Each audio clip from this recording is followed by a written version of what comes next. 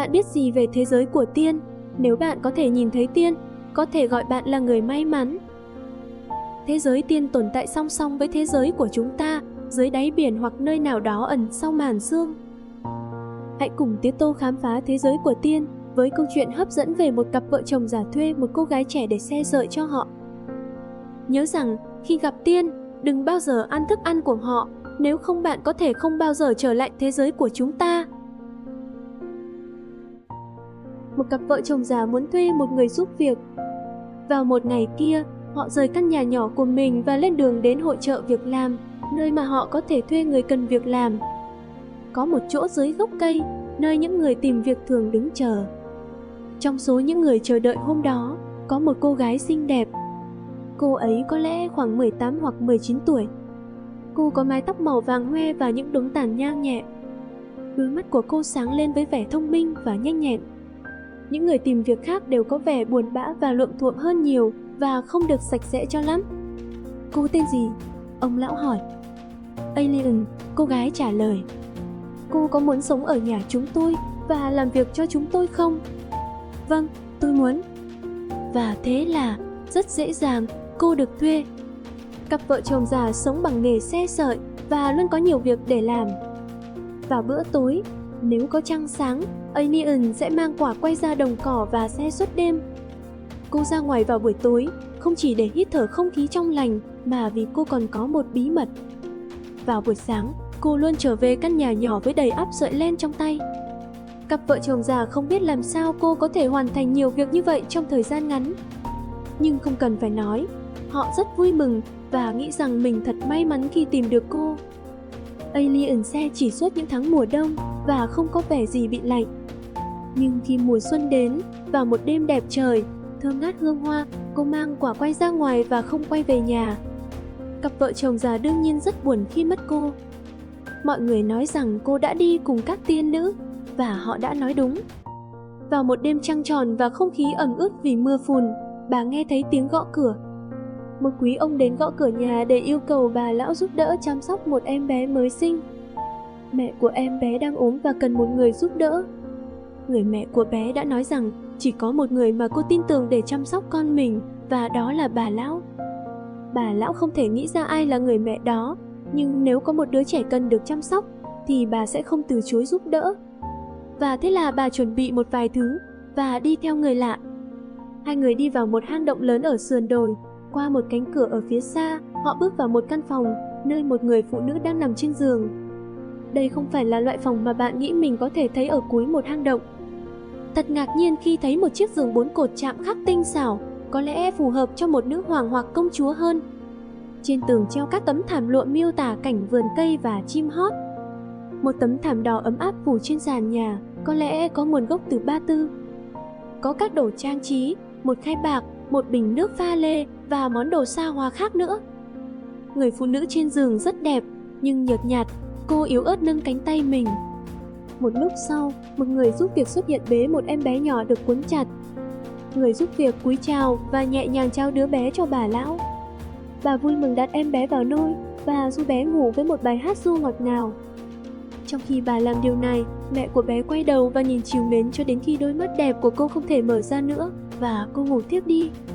Vào buổi sáng, quý ông lại vào phòng và đưa cho bà lão một chai nhỏ.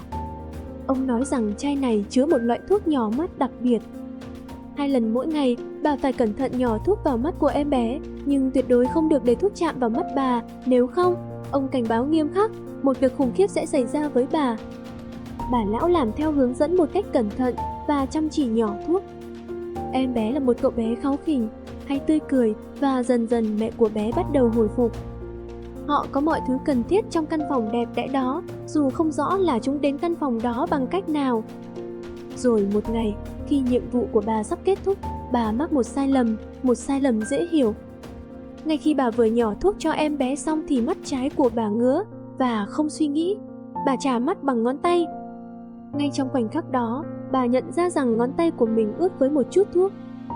Bà chớp mắt vài lần trước khi có thể mở mắt lại. Và khi mắt trái của bà nhìn lại được, ngay lập tức bà cảm thấy điều kỳ lạ. Bà không chắc có thể tin những gì mình thấy không. Bà không còn đứng trong một căn phòng dễ chịu, mà trong một hang động ẩm ướt và đầy rêu phong.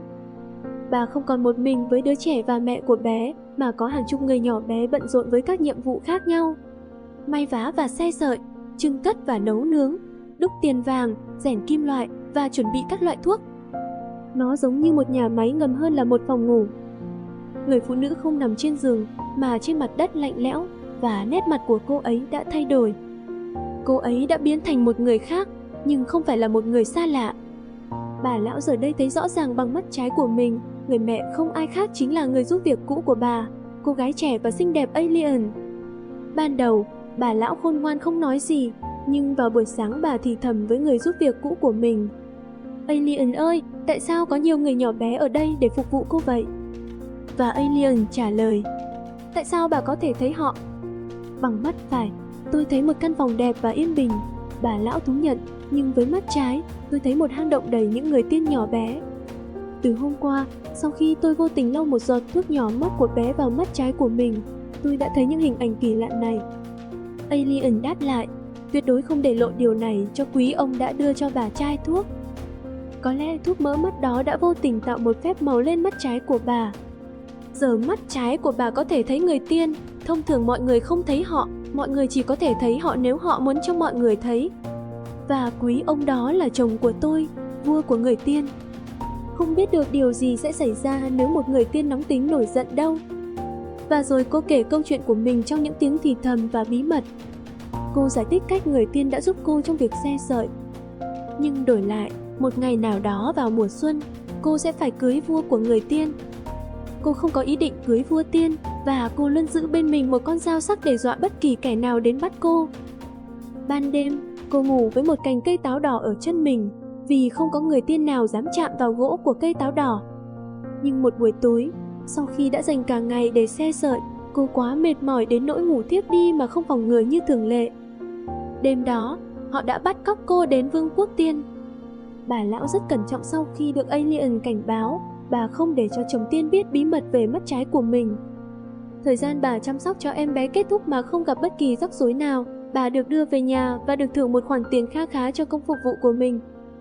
Bà trở về với chồng và cuộc sống quen thuộc trên bề mặt thế giới. Bà cũng không thấy cần thiết phải kể cho ai nghe về sức mạnh mà mắt trái của bà hiện đang có. Một thời gian sau, trong một lần đi ngang qua ngọn đồi, bà tình cờ thấy chồng của Alien đang đứng đó. Bà tiến lại gần ông ta mà quên mất lời cảnh báo của Alien. Bà nói, chào buổi sáng, Alien thế nào rồi? Thưa ngài. Vua tiên ngạc nhiên đáp, cô ấy vẫn khỏe, nhưng sao bà thấy tôi? Bằng mắt này, bà lão nói, chỉ vào mắt trái của mình. Ngay lập tức vua tiên dùng gậy của mình đánh vào mắt trái của bà. Và từ đó trở đi, mắt phải của bà phải làm việc của cả hai mắt suốt phần còn lại của cuộc đời bà. Câu chuyện đến đây là kết thúc, như một bài học về việc có những việc chúng ta cần tuyệt đối giữ bí mật. Nhưng có một phiên bản nhẹ nhàng hơn của câu chuyện mà tôi đã nghe được.